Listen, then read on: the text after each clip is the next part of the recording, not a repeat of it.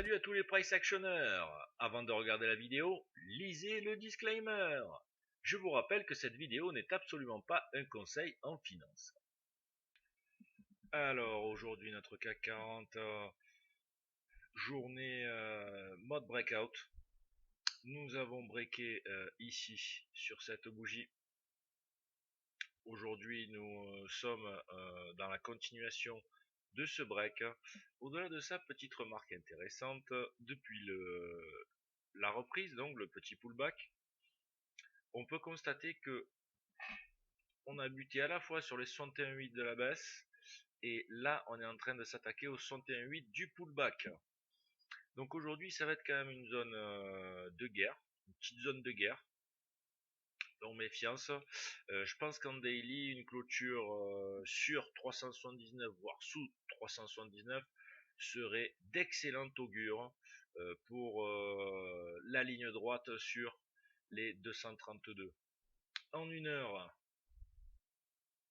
on voit clairement donc la validation de notre break ici avec une première opportunité ici potentielle, une deuxième là sur ce niveau de break. Là nous avons donc un beau L2, le L1 est ici de break, suivi reversal, tentative de reversal, double reverse avec L2, magnifique point d'entrée.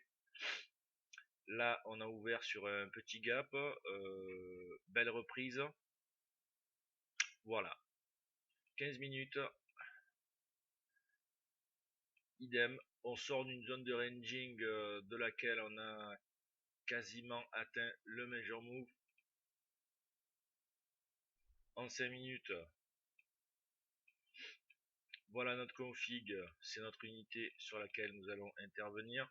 Opening range pour l'instant entre 94 et 62. Voilà, donc ça devrait pas trop changer vu qu'on ouvre dans 2 minutes. Donc on peut tenir un major move, sachant qu'on a eu un gap baissier. Si le gap baissier tient, ça peut être sympa. Donc pour les opportunités, pour l'instant, eh bien, il y aurait un break franc qui nous donnerait un signal des 94 bien sûr, ou un break franc à la hausse des 62. Mais là pour l'instant, nous sommes en zone bearish. Il n'y a pas à dire jusqu'ici. Voilà, je vais tracer ma zone bearish. On va laisser, comme à notre habitude, se former les cours. Et on va voir un peu la réaction au niveau de l'ouverture. Configuration en cours sur le CAC 40. Donc là, développement d'un bel expanding triangle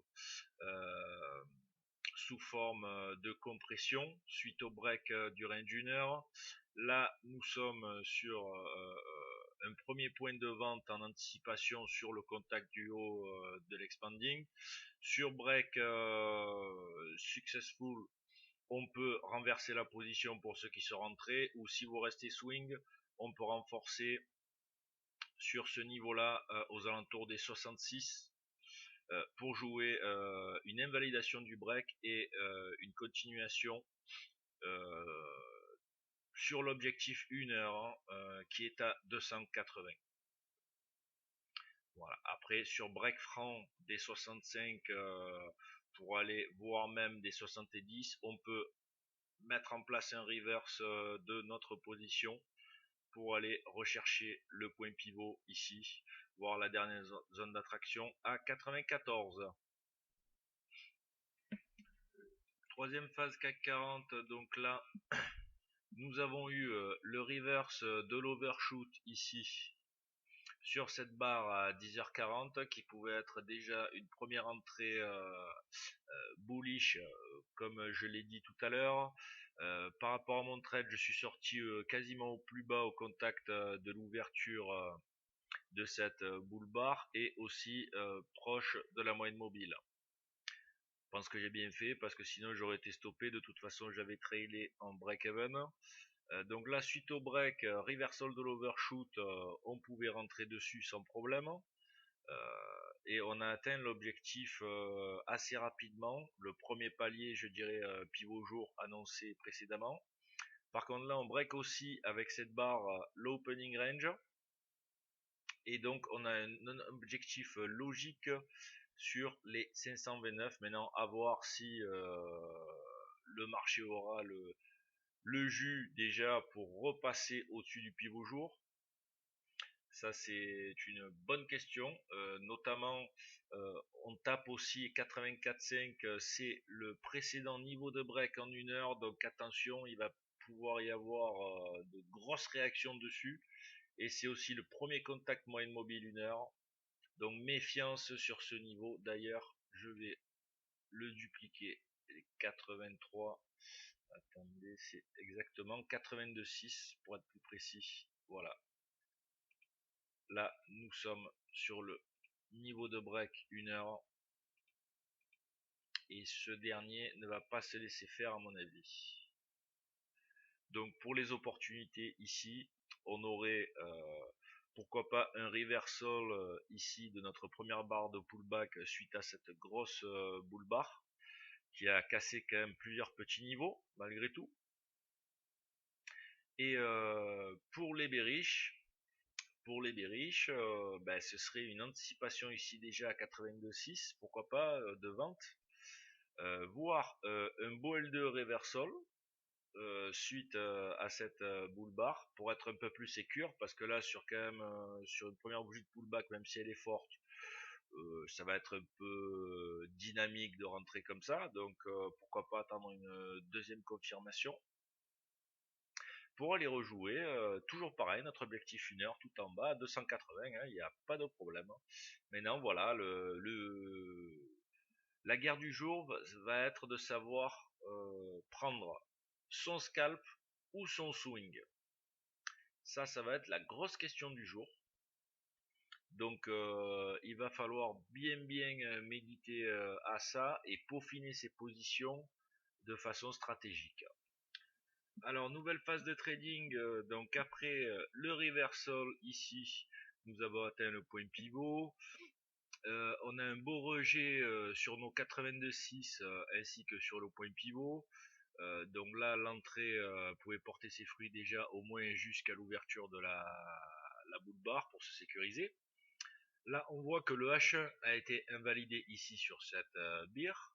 Le pullback dispose de 3 bougies à l'intérieur de sa second leg de pullback, ce qui est un bon petit coup porté à l'atteinte malgré tout des bullish. Là maintenant on a ce niveau là à breaker pour la dégradation, c'est-à-dire l'ouverture de la bull bar. On a les 61,8 et on a surtout ce niveau aussi qui a breaké, qui est le niveau de l'expanding triangle, donc le niveau de break.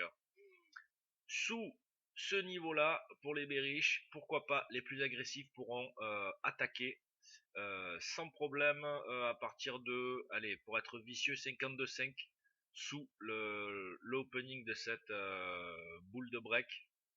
52,5, 52, on peut attaquer ici, mais le major signal, on va dire, de déclenchement, ce sera bien sûr à 36,5. Donc une belle close bear, pourquoi pas une vente directe sur close bear, ou alors un stop de vente à 1 à 2 points sous la close bear pour aller là rechercher la dégradation, une nouvelle dégradation et une nouvelle leg de baisse en 1 heure. Pour les bullish, c'est simple, là on a un H2, on peut rentrer sur le H2, voir son suivi, tout en étant protégé par tous ces niveaux là cités précédemment, il n'y a aucun problème. D'ailleurs je vais noter le H2 ici. La hausse n'est toujours pas invalidée, même si elle a pris un petit coup au moral. Alors setup pré-market des US, nous allons ouvrir dans 5-10 minutes. Là le CAC, nous avons notre premier signal de vente qui a été déclenché ici entre 59 et 56. Là bon, un trader scalp aura été sorti sur cette boule. sur cette bière, pardon, ici, à ce niveau-là. On aura pu prendre un contre-signal. Sinon, les swings sont toujours dans la course, avec un stop qui était préconisé aux alentours des 84, 82,6, toujours notre résistance dure, notre précédent niveau de break. Là, à la hausse, les scénarios, tout simplement, on peut voir que nous avons un faisceau de trading avec deux trendlines qui sont respectés. Donc là, cette zone-là, faut la péter tout simplement et clairement. Donc minimum, le premier signal long sera un passage au-dessus des 84 au minimum. Là, ces trendlines-là, on ne jouera pas le rebond dessus. À la baisse, on pourra remonter un peu notre ancien niveau de 40 à 44 à la limite, mais sinon il reste toujours d'actualité et ça sera la zone dure de dégradation pour moi. Maintenant, dégradation, peut-être pas la prendre sur break directement, sur pullback, ce serait une meilleure opportunité à mon sens. En une heure, quelque chose d'intéressant. On est en cours de création d'un L2 potentiel. Là déjà on a fait un beau L1 sur 20 moving average. On passe deux petites bougies maintenant derrière la moyenne mobile. Sur la troisième, ça doit écraser, ça doit décanter, ça c'est sûr. Sinon, si on passe au-dessus des 90, 91 en une heure, on va pouvoir aller rejoindre le prochain niveau de short qui sera donc les 4500 au niveau des 50% de Fibonacci, voire les 61,8 en dernier recours à 4523. Mais le break est toujours actif, toujours valide, je vous le rappelle. Nous sommes bearish. Dernière phase de trading. Donc après avoir fait une petite incursion sous notre niveau précédemment annoncé à 440, là pour moi la barre de break de toute façon n'était pas une barre valide pour rentrer short vu la grosse mèche et surtout le bull reversal qu'on a eu derrière. On pouvait rentrer sur le 61,8 sans problème, surtout qu'on avait un beau déclenchement ici, voire sur un L1. Donc on était bien sur une entrée sur pullback. Le L2 aussi était une possibilité de rentrer, bon un peu moins de qualité. Malgré tout, on était sur un double rejet sur 61,8. Après là, on a eu un L3, donc ce qui confirmait une figure de compression de type wedge et dwelling lines, chose que l'on a réalisé comme ceci. Donc, étant donné que la figure s'est bien développée ici par rapport à notre expanding triangle et à cette bear trendline, on pouvait effacer cette bear trendline et conserver celle-ci qui était vraiment active. Et là, un très très beau signal était sur cette barre là, la barre de 17h10 pour une entrée sur double top et double rejet du break de l'expanding triangle. Au-delà de ça, donc on passait dessous pas mal de barres et puis là on avait le premier objectif donc au previous low qui était logique avant de continuer la dégradation, sachant que on va regarder en une heure.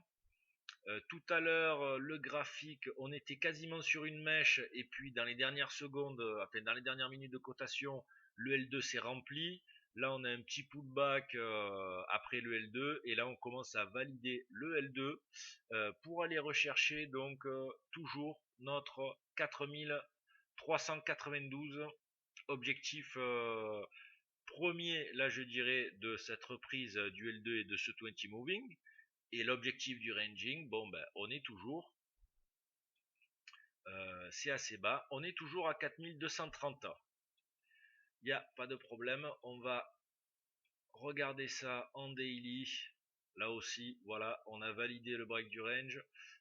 On clôture toujours au niveau de la barre de breakout, même si on réalise un petit doji. On clôture sur les niveaux les plus bas, ce qui est de bon augure pour la continuité de notre bear leg. Voilà, sur ce, je vous souhaite de passer une excellente soirée et je vous dis à demain.